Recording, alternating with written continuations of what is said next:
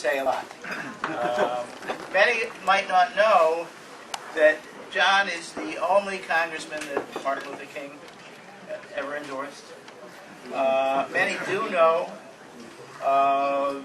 your long support for H.R. 676, the single-payer bill that this organization has always supported.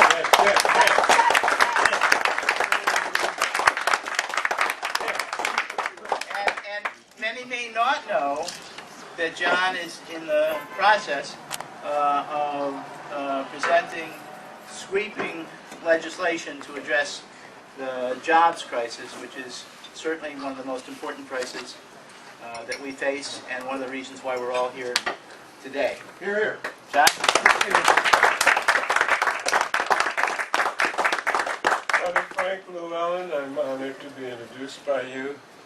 It's good to know that a lot of my Michigan and Detroit and Grosse Pointe people are here. David Green and Dave and Herman and probably others. But this kind of a gathering is one that is really one that looks beyond the immediate geography of where you've come from. It's a global concept that I think a vision that we share, that as this world has gotten smaller, things aren't happening way away somewhere. Too bad about that tsunami way over there. Sorry for all those people. Everything is everything. We're all connected, whether we want to admit it or not. And so as this globe shrinks, so the commonality of the issues between us began to be less separating. And so I come to you this afternoon to first of all thank you for coming to the march. This is an important event that we don't doubt will be played down and misinterpreted by the corporate media. But what's new? We understand the significance of it.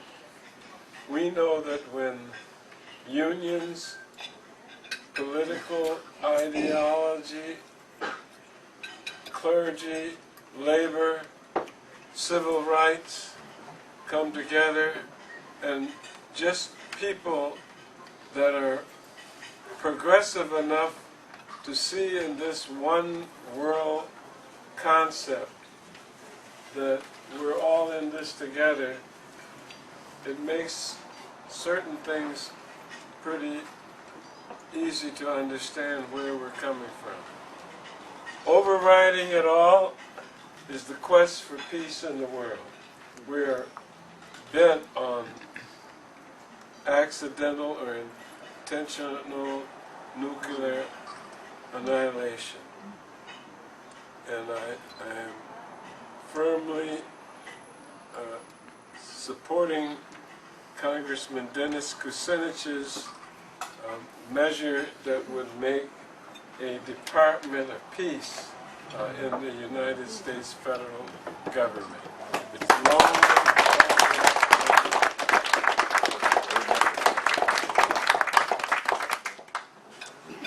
And then there is the question of my beloved 44th President of the United States.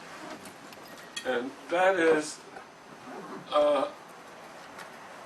the fact that we are still pursuing war at about the same rate that we were in previous administrations is something that I believe that we should organize around, unite, and make it clear to him through all the usual means of communication, including picketing, protests, and support, and making it clear to him that there probably isn't anybody above the 10th grade who doesn't know that you cannot win a war in Afghanistan. and I'm instructing what is reputed to be the smartest man in American politics. I respect him. I support him. And against that, and he's got to do something about jobs immediately. Yes. Trillions to Wall Street. Yes.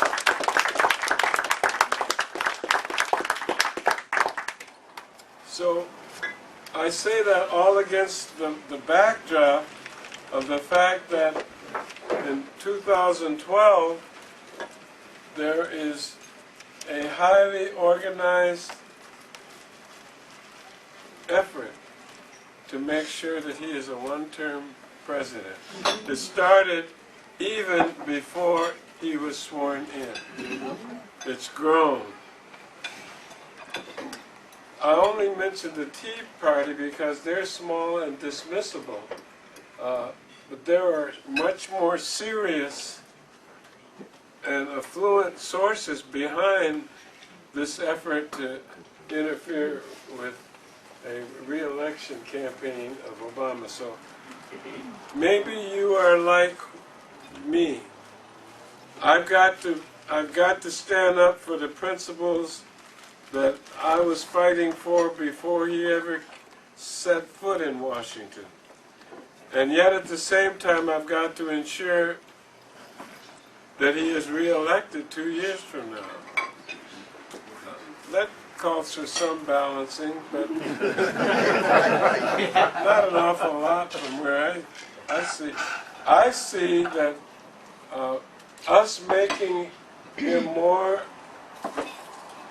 cooperative with our plans is going to strengthen him and not weaken him.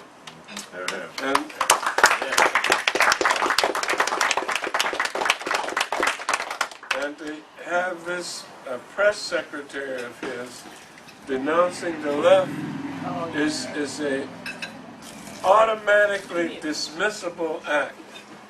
If I were president, that would be the end of it. We would send him his bags packing.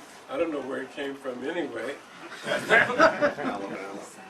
But the whole point is that trashing progressives and the left, and at the same time watching your ratings go down, gee. I mean, what's so difficult about figuring that out? And so since there seems to be some problem with it, and there is some difficulty, whose job do you think it is to get him straightened out and get him on the right track? Ours. So I look forward to our next meeting. I want us to schedule it.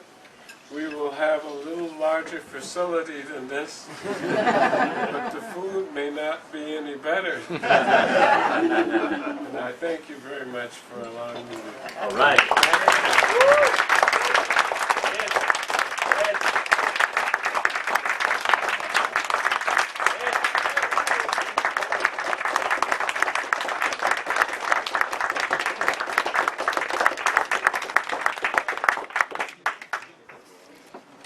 Okay, thank you so much.